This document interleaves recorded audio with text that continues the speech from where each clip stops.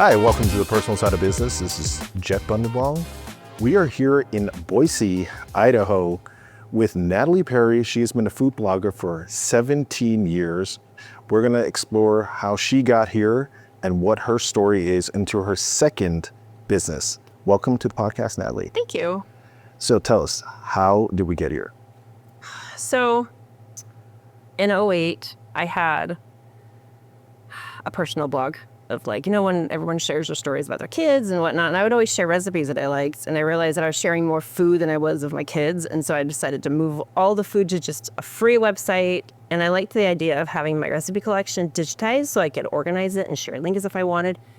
So I just did that. I didn't anticipate becoming a food blogger. It happened sort of organically. And so when I realized that other people were leaving comments and saying things on my posts, I thought, well, maybe I should make it look better. And so I got into the photography. And so it kind of just morphed into this job that I have now. So I didn't set out to do it or to be a food blogger. It just sort of happened to me. And along the way, I learned how to do photography and all the technical parts of it. And it's opened some doors that have been really exciting for me. I wrote a couple cookbooks. I worked for Reed Drummond, a pioneer woman, for 10 years on her website. And it's just been a ride. So... No, you were doing this in the beginning all on your own. Yes. Right? When was it that you decided that you were going to start to seek marketing help and help in other areas for the business? Well, I am still doing it all on my own. I mean, along the way, I had help occasionally with social media. I had someone doing my newsletters for a while. There have been parts of the time where, I had 3 kids during that time. And so I'd have to kind of pull back, and then we moved a couple times. And so there've been periods where I've been all in, and then in periods where I've had to just let it float for a bit. And blogs are nice like that because you can kind of pull away when you need to, and it kind of just keeps going. At the moment, it's just me, but I've pulled away a little bit to do another gig. And so I'm doing that with my kids right now. And so I don't actually have any marketing help at the moment. It's just me. Yeah. So we're going to come back to your new gig. When you started your food blog, what was the vision at that time, the first couple of years? I just wanted a place for my recipes to live in case my house burnt down, so I wouldn't lose them all in a binder. Honestly, I didn't anticipate being a blogger or an influencer or anything. I mean, I knew of food blogs. It was back in 2008 where it was a relatively new thing. Yeah. And people would just throw recipes online, and we didn't have to worry about SEO or tagging things correctly or anything else technical. And so it was just a very, I don't know what the word is. It was just straightforward. It was just getting information. Yeah. And what was it? What were some of the things that you learned along the way that you had to adjust to as the almost 20 years transpired? So many things. The first thing I learned was, hey, I can actually make money from this. And so there were certain things I had to do in order for it to be worth my time. So and was that organically that you started realizing you could make money from this, or you learned from someone else or other people that you saw they were making money and then you decided to do it? It was that, yeah. So I had been following other food bloggers and realized other more popular ones, oh, people actually make money from this. And so I worked hard to grow my traffic for a while, and I was part of a few ad networks for a while, running ads on my site. That's how I earned an income from my website. And so I had to learn how to pretty much appease Google. That's kind of the goal of everything, and then be on social media. So I had to be a recipe developer, a food photographer, lightweight website management, SEO, which is kind of the bane of everyone. If you ask any food blogger what the part they hate, is always SEO. Yeah. So actually I have hired that part out right now. I have someone working for me. He's trying to fix my site. Or there was about 10 years where I just gave Google the middle finger because I just wanted to do things on my own, and I hated it all. I was just gonna, but it kind of shot myself in the foot for a while. So I'm digging myself out of that, and that's, yeah, I've had to learn a lot of things. And there's parts that I like and parts that I really don't like. So what were some of the ways that you got better at some of those very specific parts of the business? Like the photography part, did you look up things on YouTube or go to seek help for it? So I bought my very first big camera, and so we were students at the time when I started my blog. My husband was in chiropractic school, and I bought a camera on Craigslist and just taught myself how to use it. And I had other people that I'd followed online who I admired their photography. And so I'd ask them like, hey, how do you do this? And I kind of just picked the brains of people I knew and looked up stuff online and figured it out myself. As far as the photography part, the rest of it, just researching online. I've taken some courses on SEO and like email management and things like that. So Yeah, so you were your own team. yeah. And then over the time as you started gaining followers, what was your vision? How did that change in it? Did you start to see it as a different type of business now that like I can make money in multiple ways? Because like you said, you got into writing a book or multiple books, and now you're starting another business. And I feel like that business is kind of an offspring of this in a sense, right? Because you can use that to your followers to jump onto this, go, this is what I'm doing. So now you check it out, come check out what I'm doing now. And by the way, for what Natalie has started is a pizza kit company. Maybe you can talk about that as well after you answer that question. So what was your vision as it started changing, as you started gaining more followers and you got better at being a blogger? It did two things. It made me realize what the potential was, because food bloggers there's a wide range. There's some that make multiple hundreds of $1,000s a year. There's some that just do it as a hobby, that just kind of a side income. I'm kind of in the middle. And so I realized that there was a lot of potential, but I wasn't sure if I was willing to put in the effort to go there, because I feel like after years and years and years and years of doing the same thing, and a lot of it I love, but a lot of it really wears on you. And so I felt like I needed to change.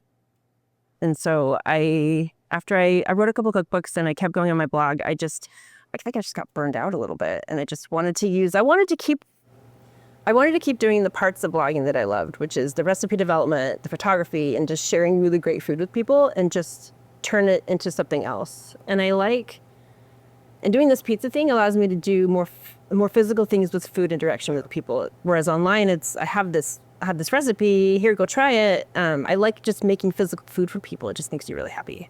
Are there certain types of foods that you like to stick with, or a genre of foods that you like? My blog has always had a healthier focus. We were mostly paleo for several years, so my cookbooks are actually paleo friendly. My website is almost all gluten-free. There's a lot of paleo. We did Whole30 for a long time. That was really popular. I have a lot of recipes for that. Just kind of a fresher, healthier spin on it. Yeah, and are there, in the future, have you looked at certain types of cooking styles or foods that you want to get into that are going to challenge you with your food blogging? I don't know how to answer that. I love dabbling in everything. Yeah. So I love dabbling in ethnic food and try to like recreate flavors I have in restaurants at home. I like making things from scratch, like things you probably wouldn't normally make from scratch. I like fermenting things like sourdough, kimchi, sauerkraut. I'm doing kombucha right now, and I love that whole process.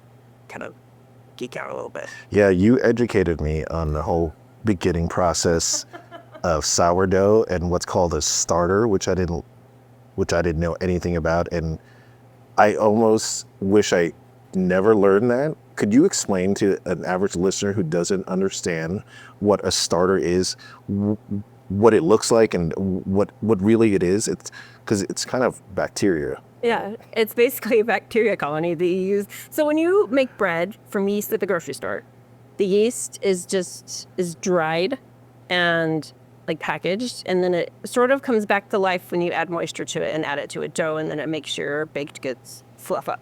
So all sourdough is a wild version of that yeast that people have been using for hundreds of years, maybe longer. So what it is, it's a mixture of flour and water that's been fermenting, and it has little bacteria colony in it, and you keep feeding it flour and water, and you use it to bake, and yeah, it's like a little pet. Yeah, and she was describing it to me that she has to go up and every couple of days give it some food or something for it to stay alive. I don't know, I love sourdough, but not as much anymore. I think it's changed my view on it. Okay, so let's talk about your new business, the Wabra's Pizza Company. What is it, and what inspired you to do this? So what I do is I sell sourdough pizza kits for people to make pizza at home. So I give them my fermented sourdough, which I ferment for like 4 or 5 days, and it makes. The benefit of sourdough is it's more digestible. It's got a lot of probiotics in it. It tastes really good. I love the texture it creates, and so I give them my dough and some sauce and cheese and toppings so they can make like a really, really great pizza at home. I make everything from scratch. All my sauces, I prep everything fresh. So it's kind of like a take and bake, but you put it, they get to do the best part. It's like having a homemade pizza experience, but fast forward to just opening the box and putting it together. So I do all the work and then they can just make it at home. What's the percentage of error that someone that buys it can mess up on this when they get home? Or is it, it's really straightforward? I include instructions in all my tips, and so far it's been okay. I had some testers as I started doing this, just to test the kits for me so I could get feedback on like what kind of instructions I needed to do. And a friend of mine said that they're like way into pizza. They have an uni pizza oven.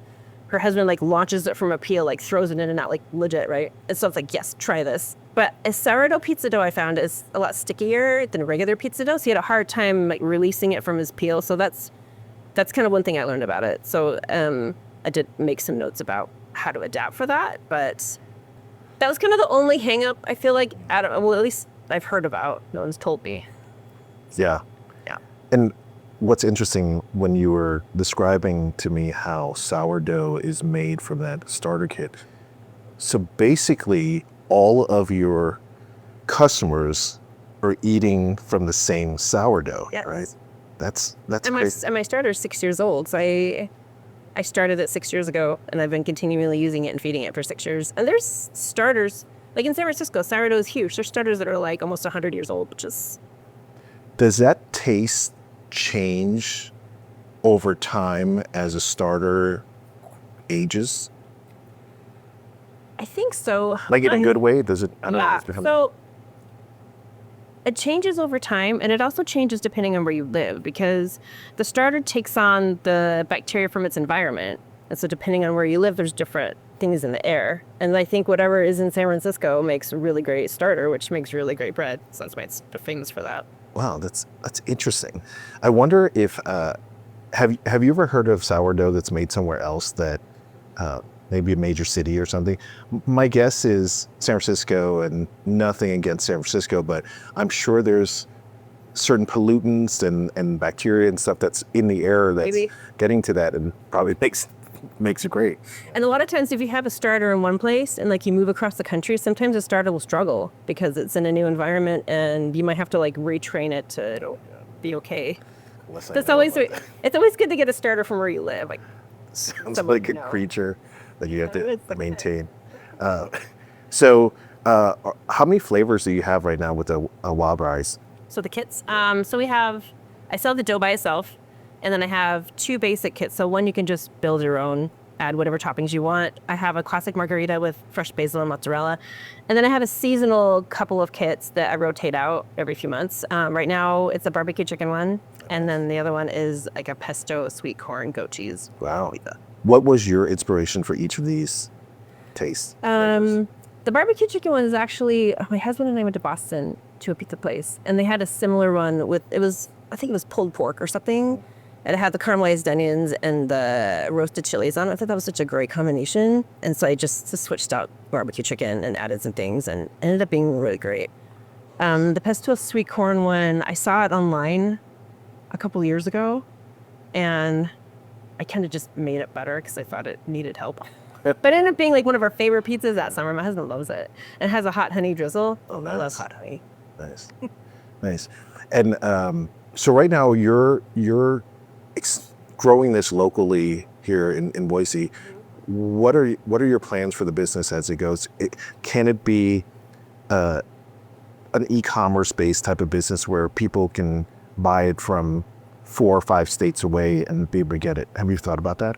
I have, and a lot of people have asked me, hey, do you ship? And right now, I don't know if I can even, my first thought goes to like, well, wait till the health department, what are they going to make me do? Because there's so many hoops you have to jump through to actually do food that's not in your house. And that's one of the reasons why, so when I wanted to do something else. I considered a micro bakery because I'd followed some micro bakeries online, women who or people who do sourdough bread from home. So they sell the baked loaves, but I didn't want to buy a commercial oven for my house. And I thought I could do the pizza dough from home, but you can't. You have to do it in a commercial kitchen. And so that's why I'm here, but I actually really love it. I've always wanted to work in a commercial kitchen, not necessarily in a restaurant. So this is a good like middle ground for me. As far as long-term, I've considered some things, but this is still really brand new. Like we literally just started a month ago. And so I'm gonna give it time to see if it's something that I want to do long-term. I've been doing it with my kids, which has been really fun. I think if I could envision it long-term, I would love to do either like a food truck and actually bake the pizzas and kind of morph it into that, or have just a brick and mortar place where people can just come pick up kits whenever they want instead of our weekly pickup. Yeah, I mean, I think that's a great way to grow with it, right? Instead of, I think to test it out in different, I guess, stages of it when you're saying with the food truck.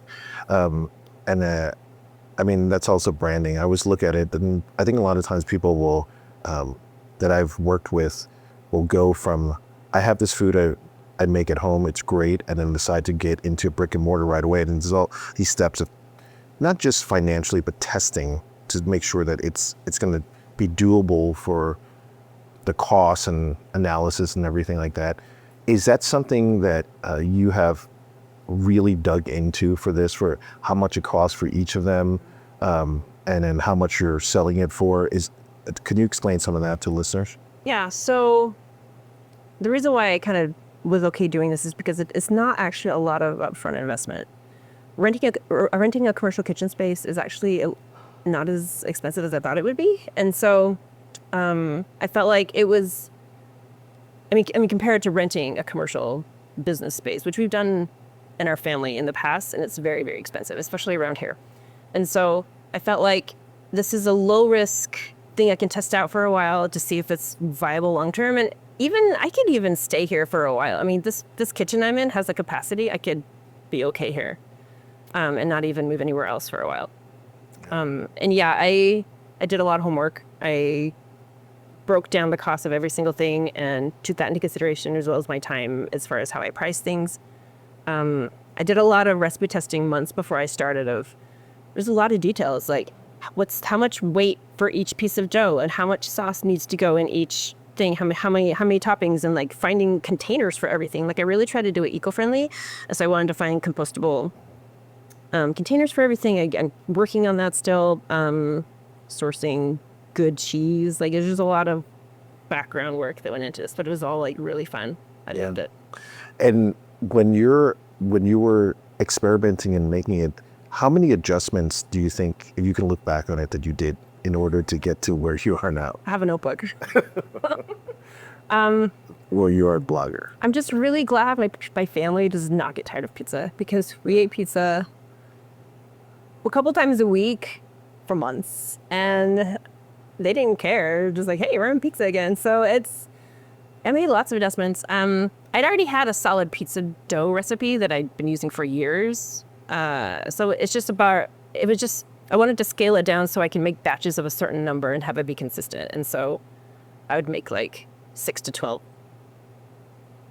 doughs worth of dough at a time, just to like test measurements. I tested a lot of like measurements for things. And so there was a lot of tweaking, and I got my sauce just right. And that's the recipe development part that I love, that I've been doing forever and that I'm pretty good at. And so I love doing that part. So I was curious of this, and now you're explaining all the different testing that you've done. Normally when you're doing the recipes on your food blog, do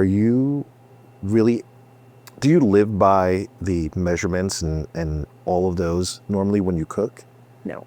Okay. But there are a lot of people on the internet that need very specific instructions and very specific measurements. So I feel like cooking versus baking is a little more loosey-goosey. Like you could just throw stuff together and it turns out good, but not everyone's comfortable doing that. And so when I'm doing recipe development for my blog, I kind of make it how I want, but I also measure things while I'm doing it and take notes. And so I can go back and recreate it again with the same measurements just to make sure it's consistently good when it turns out. And I keep in mind as I'm doing it, how would a person who isn't really familiar in the kitchen, like how would they feel making this recipe? Like, would they have a question about this thing or this thing and try to put it? I try to be very thorough as I can when I create recipes. But then when you started the Wild Rice, now you have to be really accurate. I think from a business perspective. Yes. Yeah. So like financially, yes, I don't want to end up with a lot of wasted food. And so I've done a lot of homework on pricing ingredients and things. But, and then I also want it to be scalable. So, I mean, right now, if I'm just prepping stuff myself, I can kind of eyeball things and it's turned out consistent because I've done this a million times. But if I have someone working for me, I'm going to have to write out more. I mean, I kind of did that for my kids because my 2 teenage daughters are helping me with this. And so I have like recipes scaled to different amounts and they help me like prep stuff. But I'm learning I have to be even more specific with things because I can't just put a list of ingredients. They're like, well, when does this go in? When do I mean, they know how to cook kind of, but that's something I've kept in mind as far as scaling and hiring employees and being able to step away and have someone run this for me if it's going to be doable and not just me and her all the time doing it. And pizza, from what I understand, is pretty, I wouldn't say low cost food to make, but I think it's more manageable than, I don't know, trying to make like I don't know, maybe like a hamburger or something like that. Is that correct? Would you say, like, is that accurate? Or it can be. So pizza, like the dough itself, is relatively inexpensive. Because I do sourdough, I feel like it needs a higher price point because of the expertise involved in making sourdough. Not everyone wants to do that. It's a lot of work to maintain a starter. There's also more time involved. I let my dough sit for 3 or 4 days in the fridge before I give it out in order for it to get the best texture and taste. It depends on what toppings, right? My seasonal ones are actually more work and it's more expensive than I anticipated. I mean, I priced everything out, but just the work involved because I tried to do everything from scratch. So my barbecue chicken pizza has a balsamic barbecue sauce that I make myself. I have a custom seasoning that I put on the chicken that I make myself. And so I'm making the chicken, I'm making the barbecue sauce, I'm spending 45 minutes caramelizing onions and roasting chilies and making my own cheese blends. And so I wanted this to be like the best pizza ever. And so I have all this, I love making stuff from scratch. And so that's kind of why I could actually, I should probably bump the price up a little bit on those. Just now that I've had a few weeks under my belt making those, like, oh, that's a lot of work. But I think I'm still learning too. And in terms of the products, how many flavors or different lines of the pizza taste are you going to have, you think? Like long term? Yeah. I tend to be one that overschedules myself and thinks too big. You're going to become like a California pizza kitchen. No. Theoretically, that sounds so fun to me, but I need to, I mean, if I have the capacity, sure, I'd love to have all kinds of offerings. But at the moment, I'm really trying to have discipline and keeping my menu simple. And I follow a lot of micro bakeries online, and that's one of the biggest tips everyone says is keep your menu simple, especially at the beginning while you're getting your bearings. I have so many ideas, though. I have like a couple dozen different pizza ideas in the pipes that I want to. And that's kind of where the seasonal one is coming out. So I'm going to replace those with some fall ones pretty soon, and then I'll have some winter ones in different seasons. And so I have big dreams, but I don't know if I have like the capacity to do that unless I have a lot of, I guess, I don't know. Maybe I could do that someday. If I had like a brick and mortar place, I'd love to expand it. Yeah. I'm trying to keep it small for now.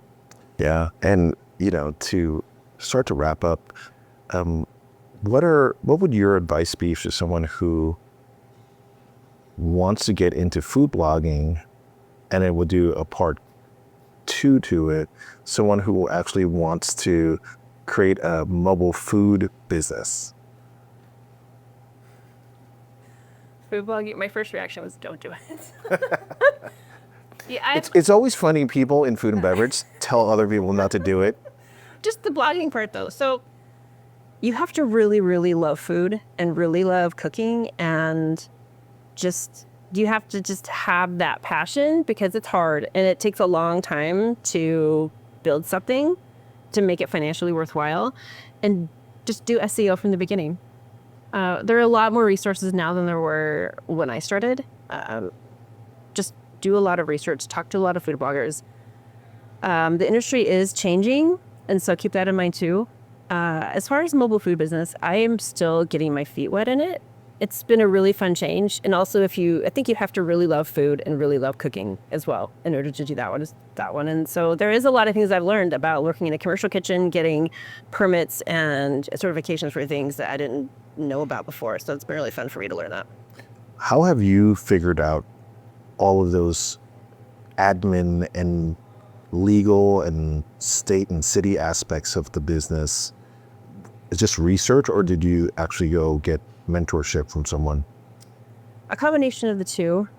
When I realized that I couldn't do this from home, I started researching commercial kitchens. And then through contacts I made with that, I learned I had to have a food safety certification. So I just did that online. And then I talked to the health department about what kind of permitting I needed. Because my business it's not a restaurant. It's not a food truck. It's a permanent thing, but it's not here all the time. So I didn't know what to classify myself. So just call the health department and they'll tell you everything you need to know. It was pretty straightforward after that. Awesome. And for those of you that are just listening to the audio, we're going to put a YouTube video where Natalie is actually going to show us how to make one of her kits, her pizza kits. So it's going to be really interesting. So thank you, Natalie. If you are just listening to just the audio, thank you, Natalie, for joining the podcast, The Personal Side of Business. You're welcome. It's awesome to be here. Thank you.